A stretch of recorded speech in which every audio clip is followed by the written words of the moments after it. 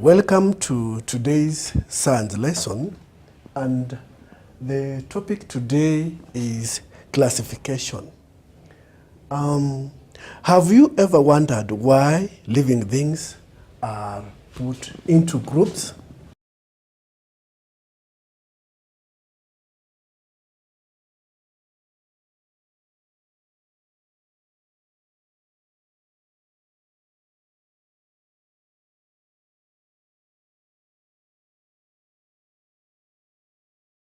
Why do we put living things into groups? What are the differences that are there between cats, reptiles,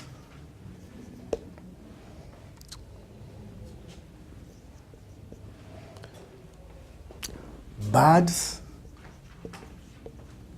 and fish? When we look at these organisms or living things I've written on the board, we can see that there are some differences. For instance, if we take birds and fish, we can easily say that birds do fly, but fish cannot fly, they live in water. And when we come to cats, we can say yes, they are known for catching rats. Reptiles, maybe they can be described because of the scales they have. So when we look at these types of living things, they have differences, and we can put them into groups. There are some questions that are important for students to ask themselves when we are covering this topic under classification. One of the questions that is relevant is, 1, identify reasons for classifying living things.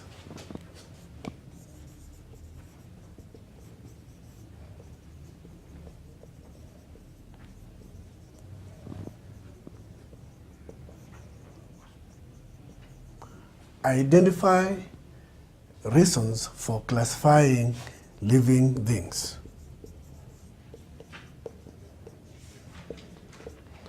Why should we classify?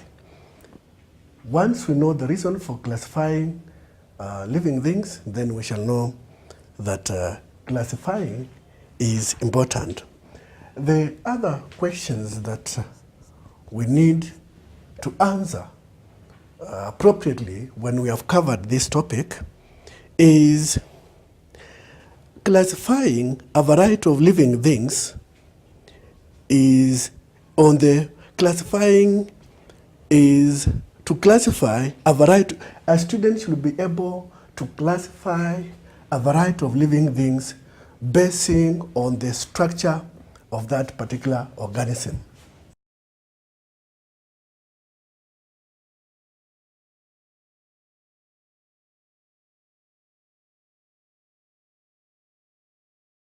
Classify a variety of living things basing on the structure.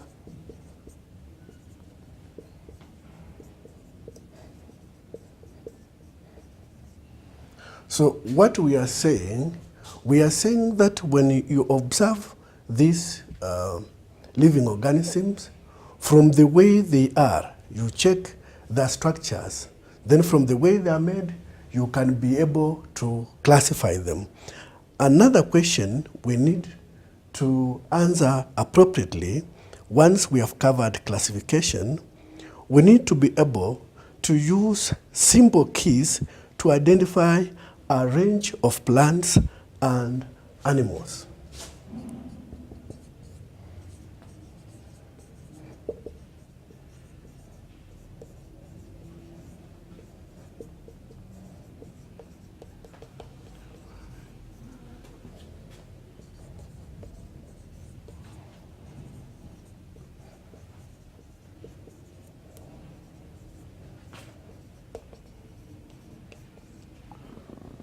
What we are saying that when we talk of plants, there are various kinds of plants. There are a variety of plants, and there is a way we can use a key to identify these various kinds of plants. And same to animals. There is a way we can identify various types of animals once we are through with the classification.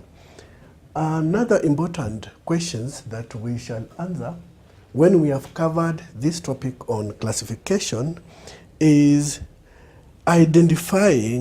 to identify examples of microorganisms. To identify examples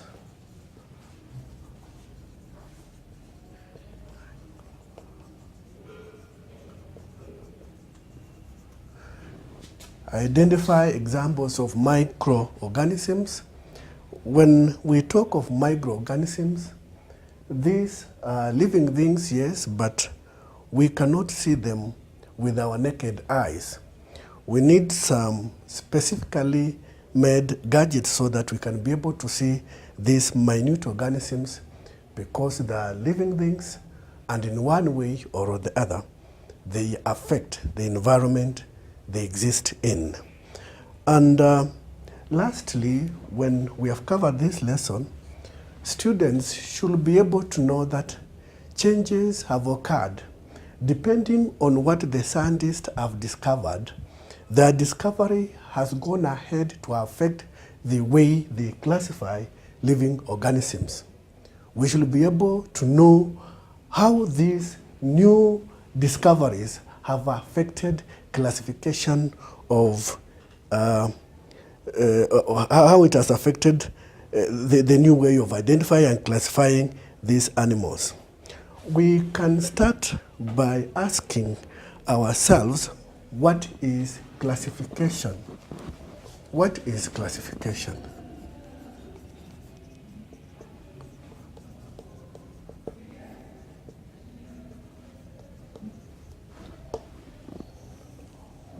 What is classification?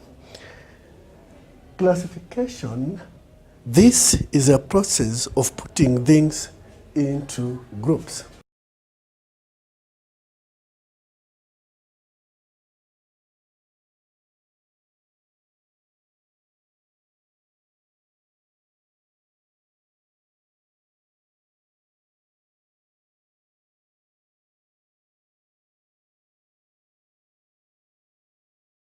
This is a process of putting things into groups, and you put things into groups, putting similar things in the same group. Things that resemble, things that are similar in structure and so forth. So you will be doing what we call classification. It is a skill that is mostly needed by the scientists when they are classifying living organisms. But at the same time, not only science, even other disciplines will require you to know how to classify or how to group things that you have. For instance, we can give an example.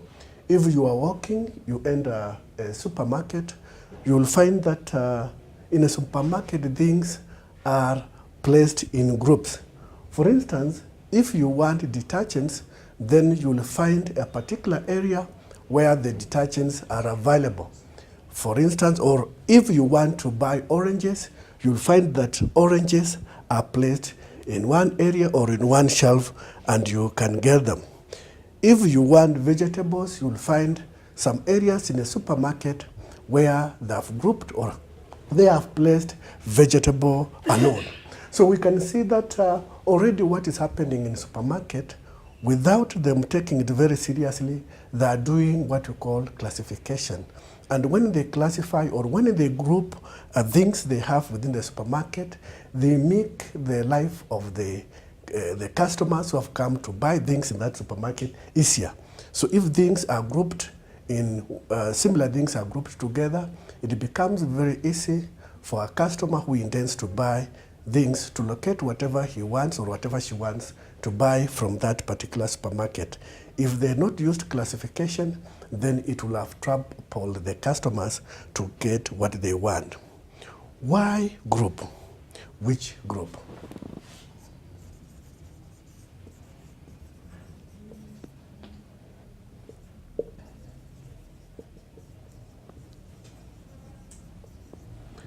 It is a question that we can ask ourselves why we should group, why it is important to group and so forth.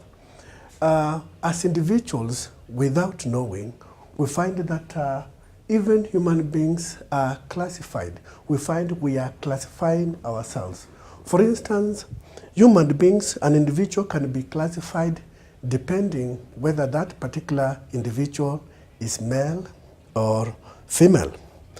And not only that, you can also be classified depending on which year are you in. Are you year 8 or are you year 7? That is still a classification. You can also be classified under which family do you belong. Do you belong to the family of Josephs or you are coming from family of Johns? That is still classification. You can also be classified depending on area or the suburb you live in.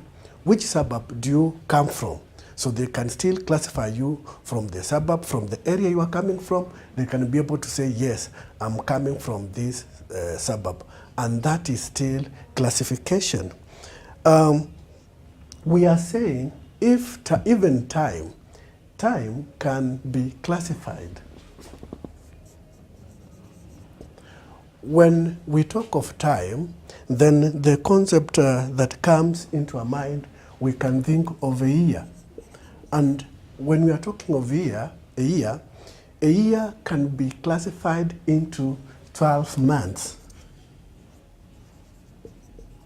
So within a year, we can say a year has got 12 months. The same 12 months, still it can be broken down into, it can be divided down into days. Each month has got days, so we can talk of how many days of these particular months and so forth. Then we can find days also can be divided into, we can talk of hours. How many hours? And from the hours, we can go further with the intention of knowing minutes, how many minutes, and lastly, how many seconds. You can see that kind of process we are trying. Yes, it was a year, but we are taking this year, it's a time, and we are trying to break down this year into months, days, hours, minutes, and seconds. But we are saying, when we are talking of groups of animals, groups of plants, some groups do change. For instance,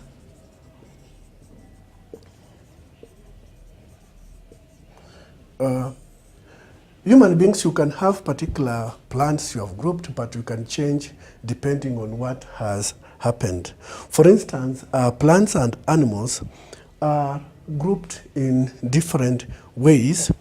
But for example, if you have grass and this grass is growing within your compound, you will say, yes, it is beautifying the compound and you like it.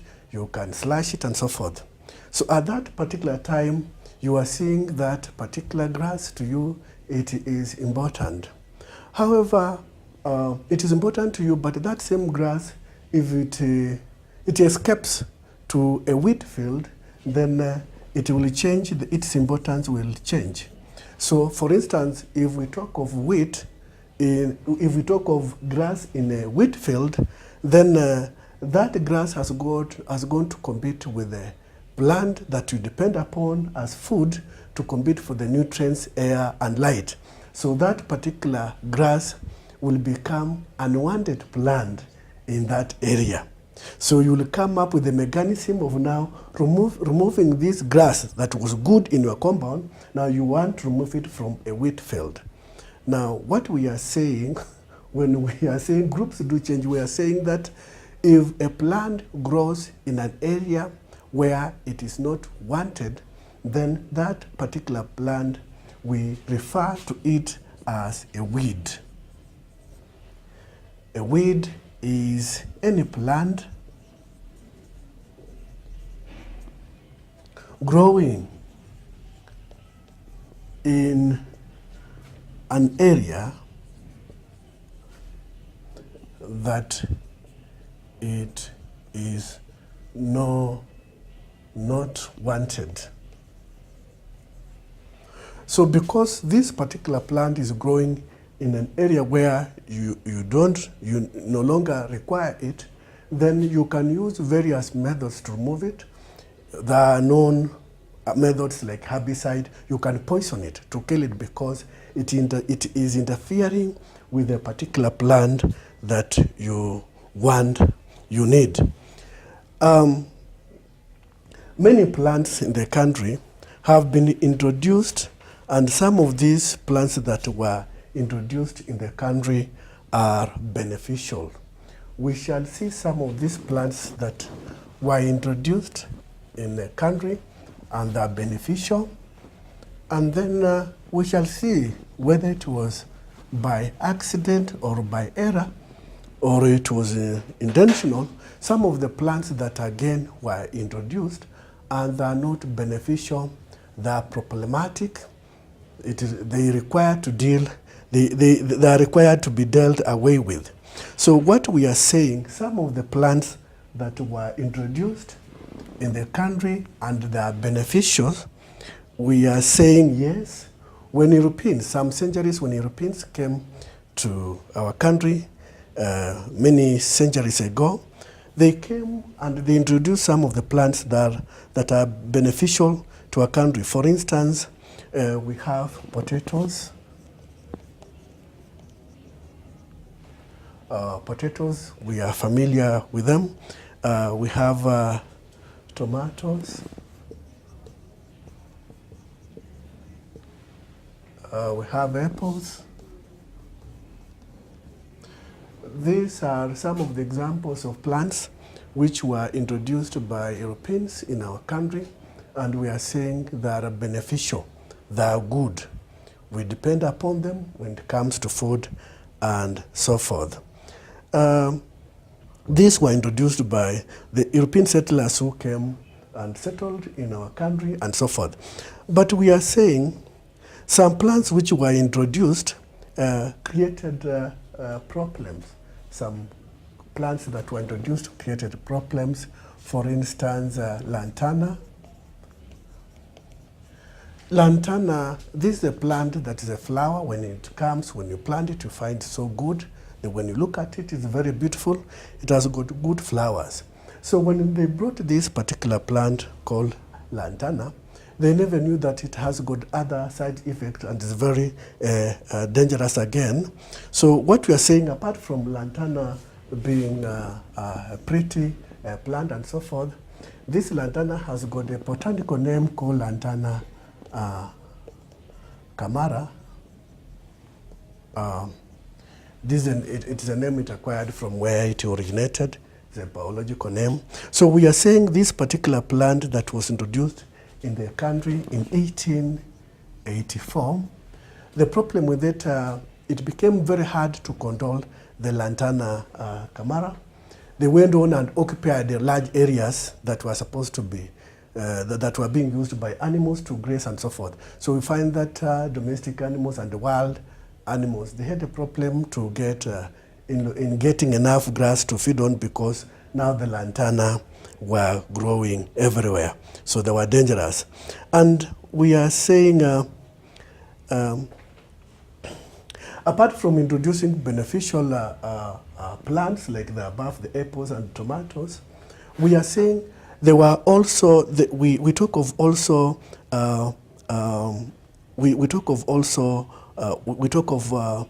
there is a biological control where you can introduce an animal to deal with others, or you can introduce a pest, a predator to deal with a particular pest that are disturbing you. And what we are saying, scientists believe that if the particular plant, like the Lantana camara, was spreading very fast because it was toxic to animals, it was causing diseases to animals and so forth. So this particular plant or this particular weed, because it was not wanted, it was classified as as a weed, a particular weed being of national importance.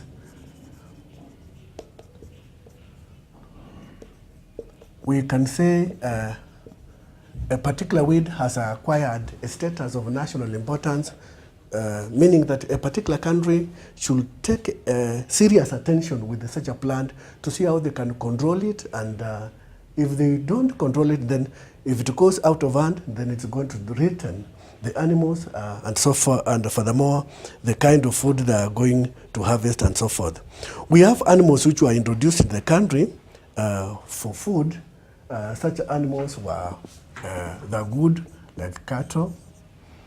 Cattle was introduced in the country for food, which is okay. And we also had sheep that was introduced in the country, and sheep is there. It will also, it was introduced for food.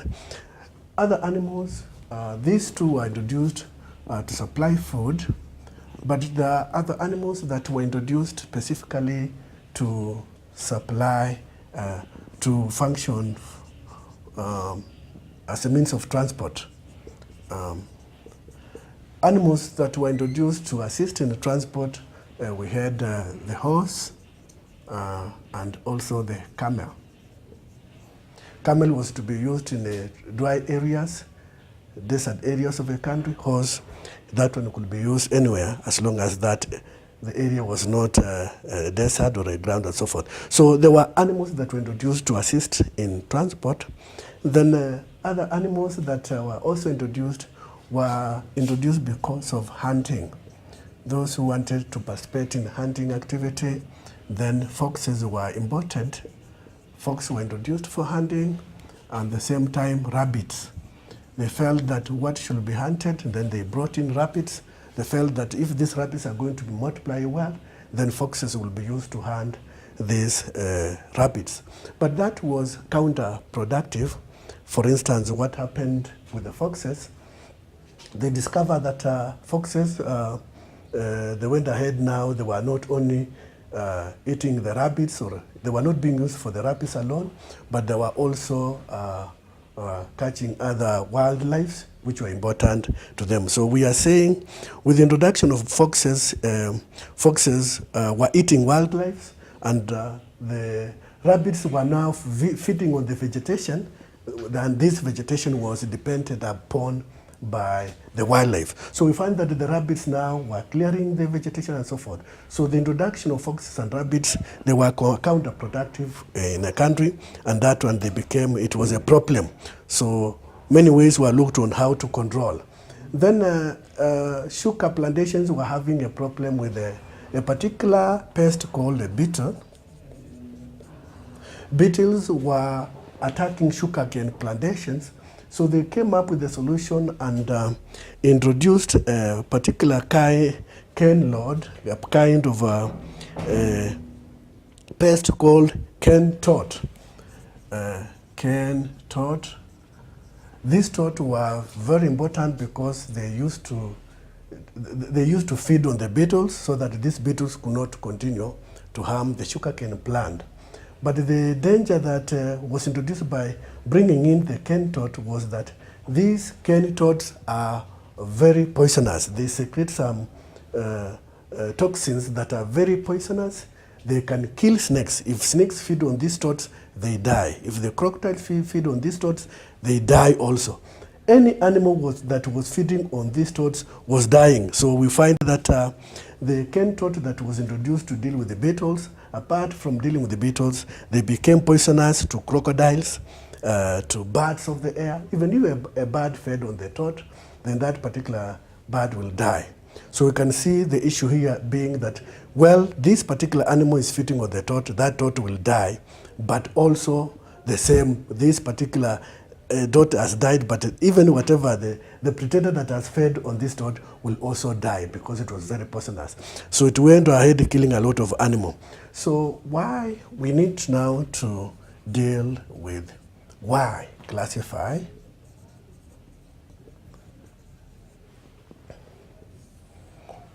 why classify? We are saying that scientists who are well advanced on this issue of classifying, they normally make it easier to communicate to other people if things are simplified quite well, so that whenever they talk about something, you all know what they're talking about. So to simplify communication, we saw the need to classify the organism and living organism so that we can have message that is simplified. So scientists classify things to make it easier to communicate with other people. Giving an object or a substance or an organism a name ensures that everyone knows what they are discussing. So classifying is not only a process of trying to group the living organisms or the living things, but apart from grouping them, you end up giving these living organisms and living things names, so that whenever you mentioned these names, then everybody or all people who know these names by their names, they can know what you are discussing about. So it is important to classify because we can know what organism we are talking about, and we can also tell easily that this is a particular organism that is being talked about. And we are saying, in order to classify, we have to find out the characteristics that are important for us to know, so that we can make these classifications. So classification is an important skill that is used in all branches of science. We use classification so that we can classify a number of living things and living organisms. Scientists observe ways in which objects are similar in a group and they group them. So we are saying classification is an issue whereby scientists will observe living organisms that are similar and they will classify these living organisms that have similar in structures, they will classify them together. We have a special kind of scientist called the chemists, and we are saying chemists have a way of classifying substances, and they can classify substances and group them using names such as metals. So chemists can classify some substances into metals and other substances into non-metals. They can use that as a criteria to classify the living things they have. So they can have some substances as metals and other substances as non-metals. They can also classify other substances as acids, and other substances can be classified as base. We have acids and bases. We can classify others as a base while others are acids. We have also scientists called geologists.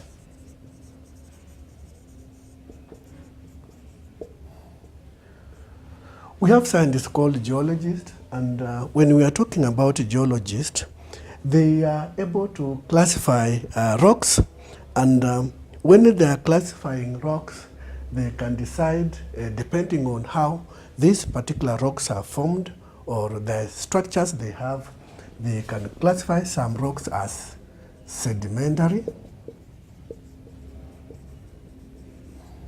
When we talk of sedimentary rocks, these are rocks that are formed due to corrosions and transportation of water.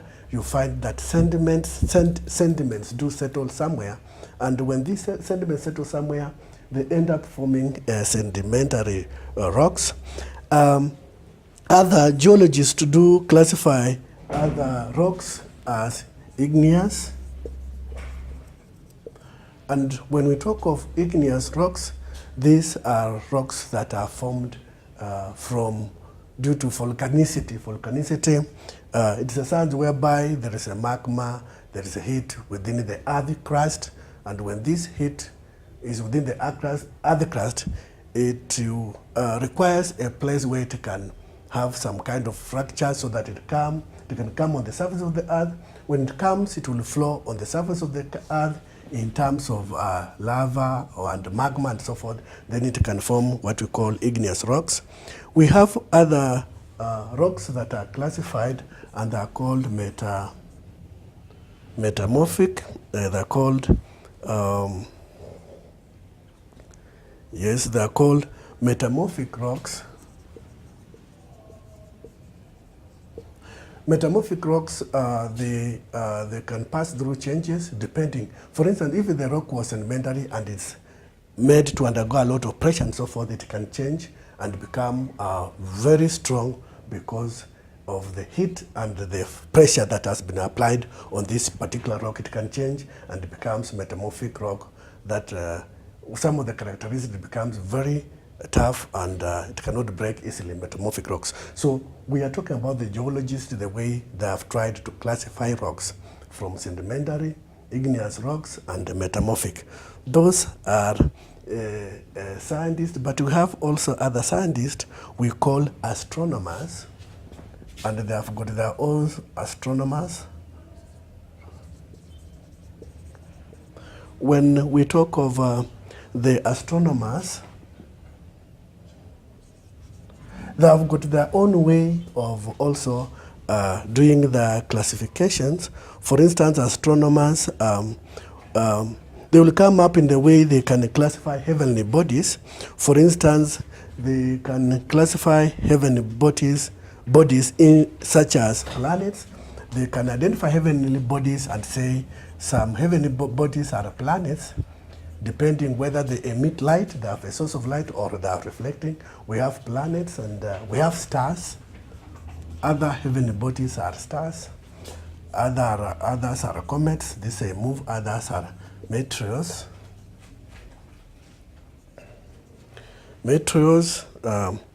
So they have also classified the heavenly bodies in such a way. Now we are saying for us to deal with the proper classification, then we need a key so that we can use it to classify the living organisms. We can look how we can introduce this key so that when we follow it, we can be able to classify a number of living organisms. Introducing keys.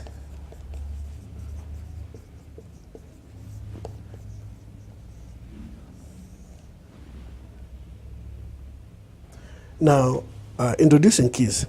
We are saying biologists classify living things, and we are saying scientists who specialize in grouping and naming living things are known as taxonomists.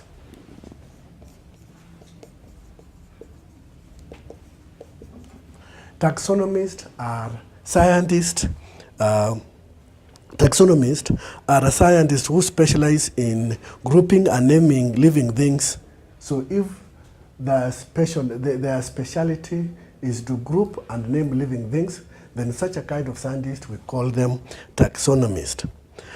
And the science of grouping and naming things is called taxonomy.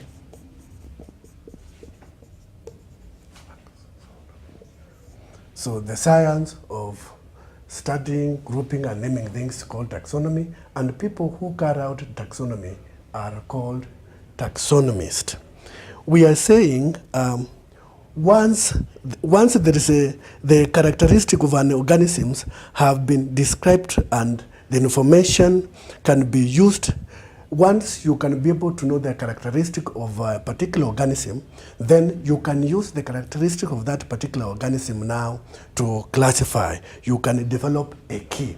You can use the characteristics you've known concerning a particular living organisms now to develop what we call a key.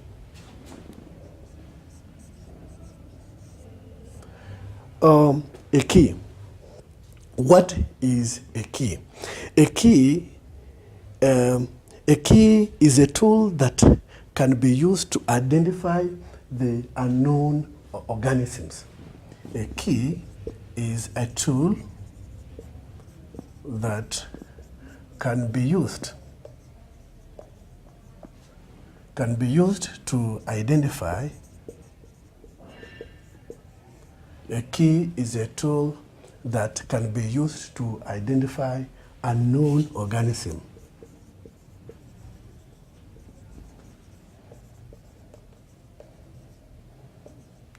We know that scientists, at the moment, they have tried as much as possible to identify close to 1.7 million living organisms, but you might not know. Other organisms can come up, and when they come up, you need to have a tool that can use to identify other living organisms that look new, that are known, so that we can know them all together. So we are saying a key is a tool that can be used to identify unknown organisms. The simplest type of a key is known as a dichotomous key. Dichotomous key is a simple type of key that can be used to identify unknown organisms, as long as we can be able to observe the structure and the characteristics of that particular organisms.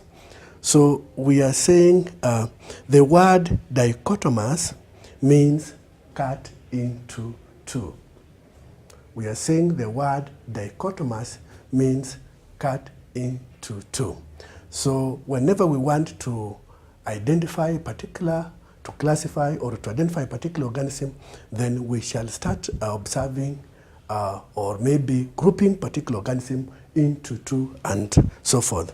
So we are saying a dichotomous key is a series of choices that leads to identification of an object or an organism. We are saying a dichotomous key is a series of choices that leads to identification of an object. Therefore, at each stage of a dichotomous key, you are given two choices. At each stage of a dichotomous key, you have two choices. I know for us to understand exactly how a dichotomous key works, we shall have an example of a dichotomous key.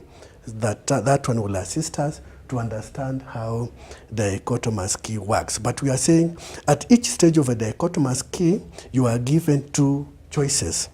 Now, each leads to another two choices and so on, until there are no more choices and the object is identified.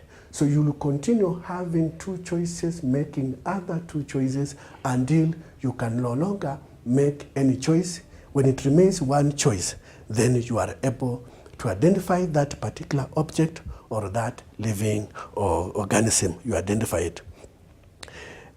Keys work best if the features used to make choices are easy to observe with everyone, knowing exactly what they mean. We are saying for you to be able to use dichotomous key, you ought to know that the characteristic or the structure you're observing are easily seen or are easily observable. If there will be difficulty in terms of observing particular characteristics or structures, then your dichotomous key will not work well. It will only work well whereby the attributes or the characteristic you are trying to portray or you are identifying are easily observable. Is when you can be able to say this particular organism has got this characteristic and so forth, so that you can continue identifying. So we are saying dichotomous key works only where the physical attributes or characters of an organism can be easily seen by our naked eyes or by our eyes. For instance, we can give an example of two girls. If two girls, one has got long hair and another girl has got short hair, and maybe we want to use these physical attributes to classify the two ladies. We are saying we have two girls, one has got short hair and short hair, and the other girl has got long hair. So we are saying these physical attributes you can be able to observe, but they are a short hair and okay, thank you. So we are saying short hair and long hair, they are not good attributes. We can use them because the one with the short hair can decide to cut. Then how will you continue now to identify if one decides to cut the hair? What about if another one leaves the hair to grow? So if the hair grows now, they will be difficult. Both of these young girls might be having the short hair and the long hair. So we are saying we've used that particular attributes, it cannot be good using the attributes of short hair and long hair. Maybe we can use an attribute that can withstand time, like eyes. If one has eyes, maybe eyes that are brown eyes, and the other one has blue eyes, for instance. Now, brown eyes and blue eyes, we can use brown eyes and blue eyes to classify, to be able to identify that, yes, these two girls have a difference. One has brown eyes, the other one has blue eyes. We can use that one and say, yes, there's a difference, and we can use that one, our dichotomous key can work to identify that this particular girl has blue eyes and the other one has brown eyes. So we are saying some physical attributes that can be changed easily cannot be used well when it comes to classification, like the one for long hair and short hair.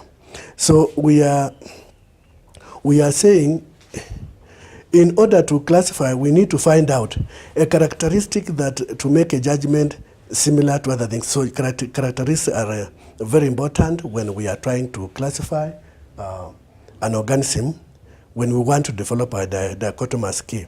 Now we are saying, so for instance, we are saying we cannot use an issue of short hair and long hair, but we can use an attribute of brown eyes and blue eyes.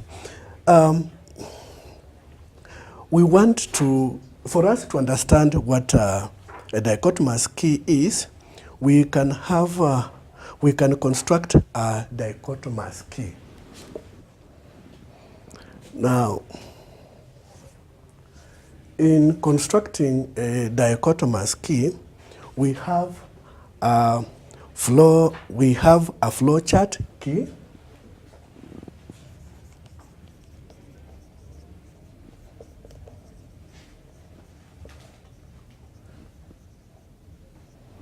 We have a flowchart key, and we also have a table key.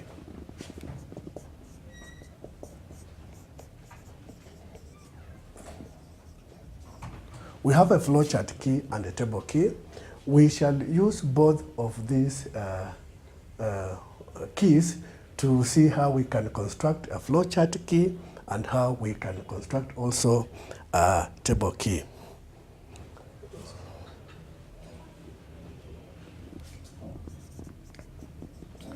So using the four shapes,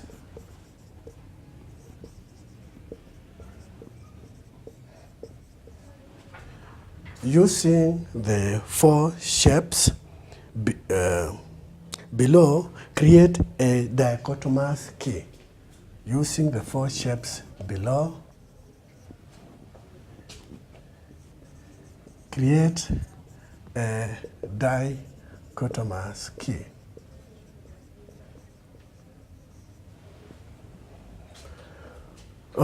What are some of these shapes? And from these shapes we can construct a dichotomous key. Not to scale, but it will assist us. That's one shape we are having. It is circular.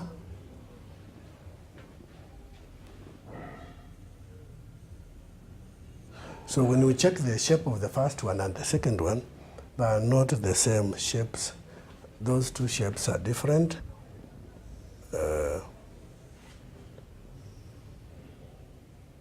We have another shape So the first shape is not similar to the second, and the second shape is not similar to the third shape. And we also have the fourth shape.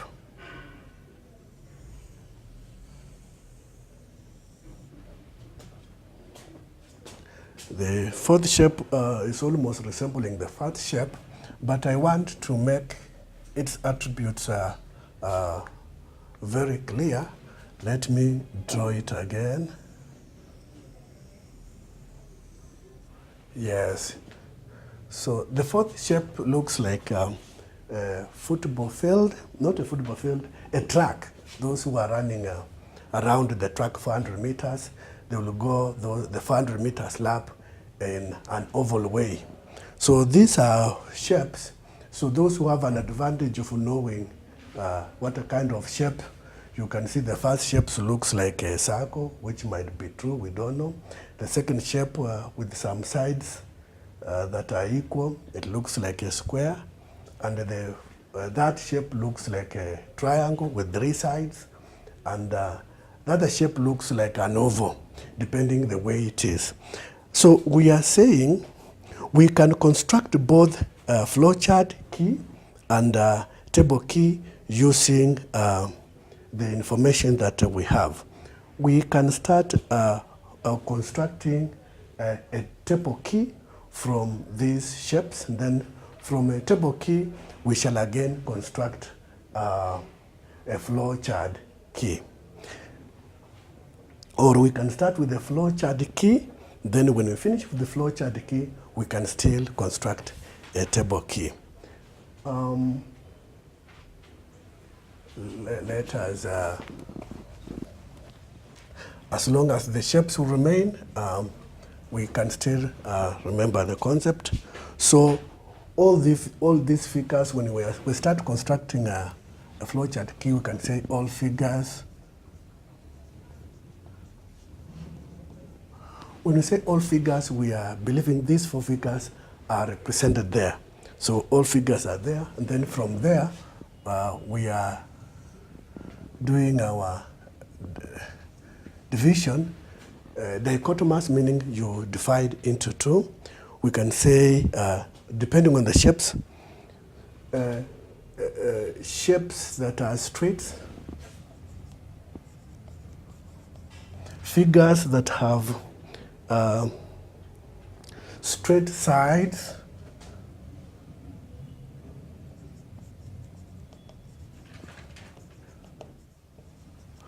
so we are seeing one end where we're having figures with the straight sides, no straight sides, we can have them here.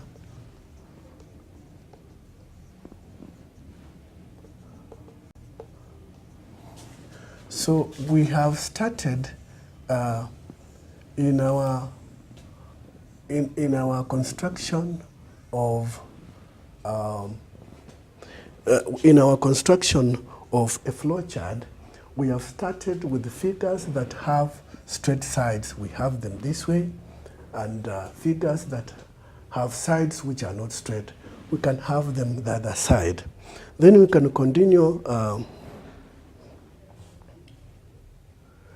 We can come again and have other characteristics that can classify them into 2. Figures that has 4 sides.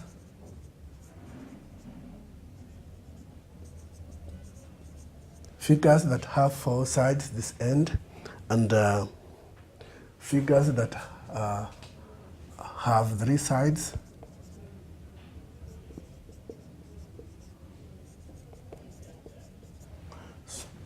We have gone further to say yes. We had figures that had their shapes were, they had straight sides.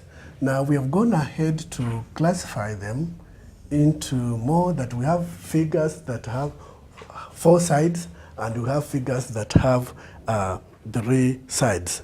That's good. Then when we come to no straight sides,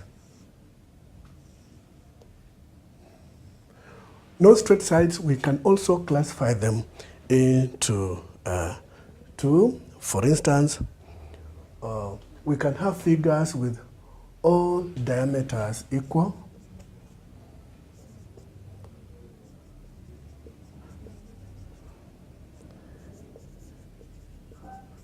And we can have figures where the diameters are not equal.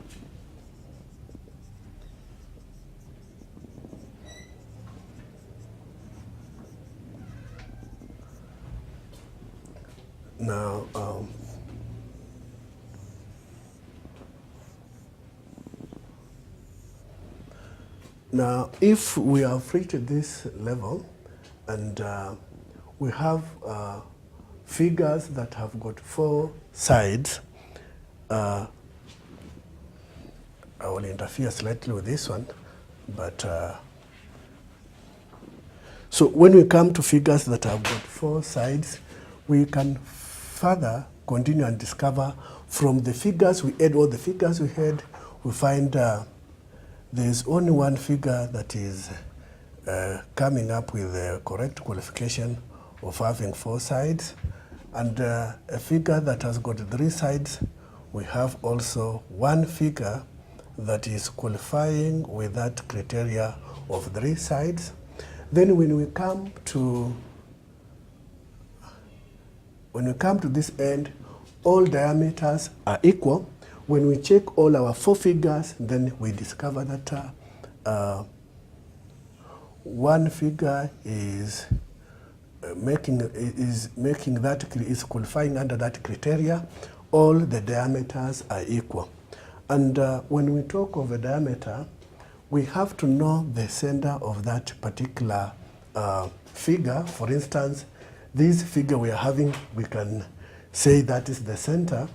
And when we talk of a diameter, is any line passing from one end to another, and that line should be straight. That line should pass the center of that particular figure we're having. So we call that diameter. So we are saying in whatever way you will have your line passing, those are what we call diameters, and diameters will always be the same. So from the 4 figures we are having, we have identified one figure that has got all diameters the same. A diameter is length. It is a distance from one point, that circumference of a circle. If it is a circle, it is a distance from one part of the circle to another one, but it has to pass through the center. When we go to identify this other figure that we are told the diameters are not equal, then one figure seems to qualify such a kind of description. And we are saying if this is the center and we have our diameter this way, we are saying diameters are not equal because you can see. We are saying one diameter that's going this way, it's longer than a diameter that is cutting across. So we are saying the diameters are not equal. So we have used our flowchart to be able to identify the figures we have. A figure of 4 sides. We are having a figure that is similar. I've not drawn to scale, but similar to a square if the sides are the same. If they are not the same, then it will bring another figure. Then we have 3 sides. We are saying this side the way it is, and then it is identifying a triangle because it has 3 sides. Then a figure that has got equal diameters, and then it's giving a qualification of a cycle. The other one that fails to meet the diameters and so forth, it's an oval. So this is just an example. If you have decided to use a dichotomous key and you are using a flow chart, what about if we use a table? What will happen? So when we are using a table, we can have our figures. We can maintain these figures. We can have our figures below here so that we construct our table key up there. So we can have our squares, the square below here. Then we have, and we have our circle.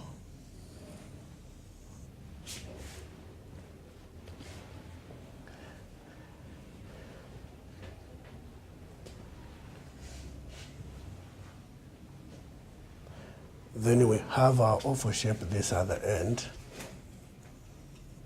So if these are figure, we can remember them, and we want to construct our table dichotomous key.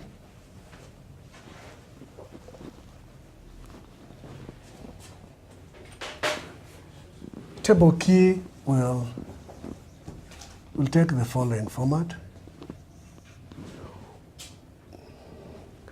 One table key can take the following format. Normally we shall construct a table. We can have 1A, then has side straight,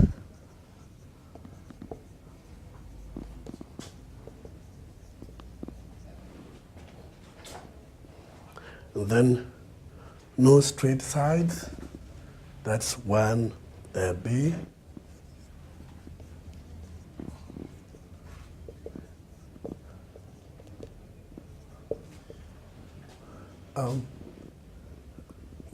Because it's a table, we shall have lines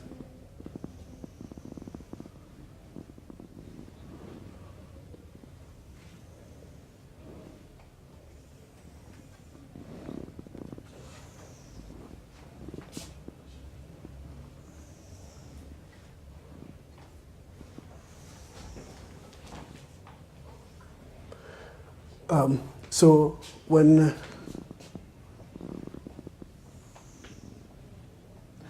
say her side straight, that's her side straight, we can go to 2. Can go to number 2, and then the other one has no straight sides, and on the no straight side we go to 3. And then we have our 2A, and on our 2A has 4 sides.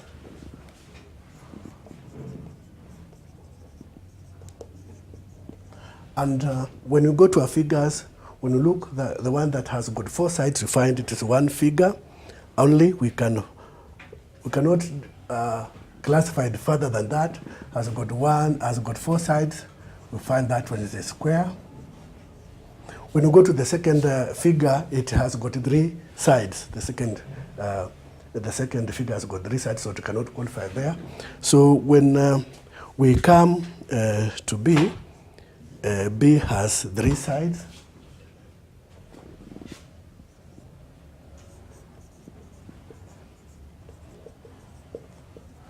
And when we look on our figures, the figures that has got 3 sides is only one. This one qualifies. And we say if it's qualified there, it is a triangle. It has got 3 sides.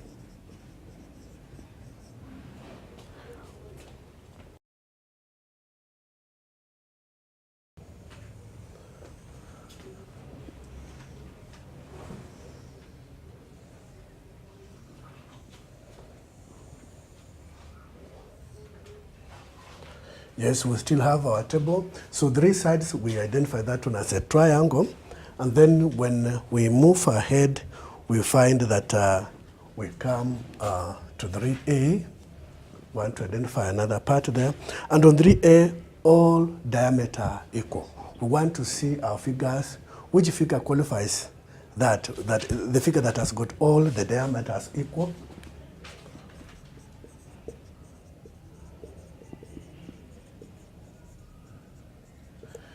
And when we check our figures, we discover this figure has got all the diameters equal, because if this is the center, and from the center you measure from all sides, you find the diameters are equal. And a figure which qualifies such a kind of characteristic is a circle. A circle.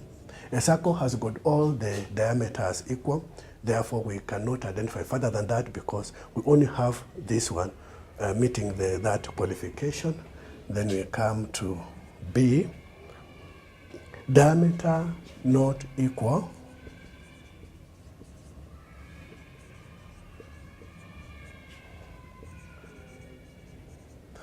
And when we look at figures, we find that we have a figure that the diameters are not equal, because if we presume this is a center, we find that one diameter will be long, another one be short.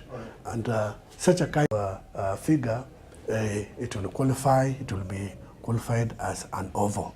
An oval figure has got diameters which are different. So we have tried to use a simple way of constructing a dichotomous key. We have seen that you can construct a dichotomous key using a flowchart. And apart from flowchart, when you have constructed a dichotomous key, you can also construct a table key. And this is a table key, this is a dichotomous table key. And from it, you can find that you can actually identify which is the particular figure that you wanted. This is another way of identifying organisms that you want. Now, we are going to end the lesson there, and our next lesson shall be on animal kingdom. Thank you.